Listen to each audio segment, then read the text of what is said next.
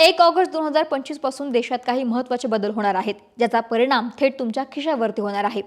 UPI transaction असतील, SBI credit कार्डचे फायदे असतील, LPG, CNG, PNGचे दर असतील आणि यासोबतच RBIच्या धोरणात्मक निर्णयांमुळे पैशांशी संबंधित अनेक गोष्टी बदलणार आहेत. आता या कोणत्या गोष्टी बदलणार आहेत आणि याचा परिणाम आपल्यावरती कसा होणार आहे पाहूयात व्हिडिओच्या माध्यमातून. नमस्कार, मी अक्षता आणि तुम्ही पाहताय सकाळ. पहिला बदल होणार आहे UPI ट्रान्झॅक्शन बाबत.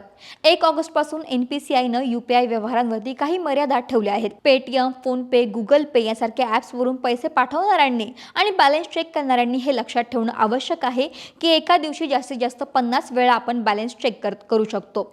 यासोबतच एका मोबाईल नंबरवरती लिंक असलेल्या बँक खात्याचे तपशील एका ॲपवर दिवसाला 25 वेळाच पाहता येणार आहे.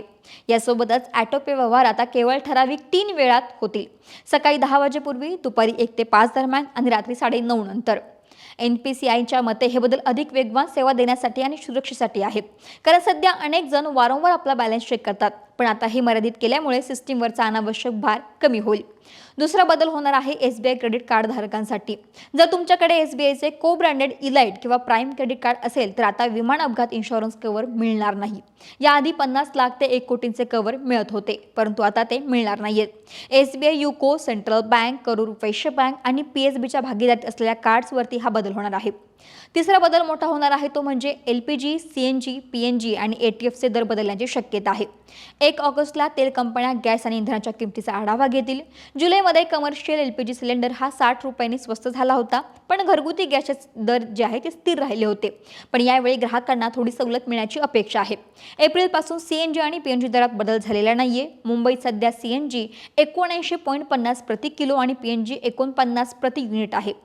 विमान इंधन दरात वाढ झाल्यास हवाई प्रवास महागू शकतो, तर दर कमी झाल्यास भाड्यात कपात होऊ शकतो. यासोबतच RBIच्या ऑगस्टमधील बैठक ही महत्त्वाची ठरली. 4 ते 6 ऑगस्ट दरम्यान RBIची मौद्रिक धोरण समिती म्हणजेच MPC बैठक होणार आहे. RBI गव्हर्नर संजय मल्होत्रा व्याजदरात बदलाची घोषणा करू शकतात, पण या निर्णयाचा थेट परिणाम होम लोन, कार लोन आणि EMI वरती होणार आहे. त्यामुळे आता हे बदल कशा पद्धतीने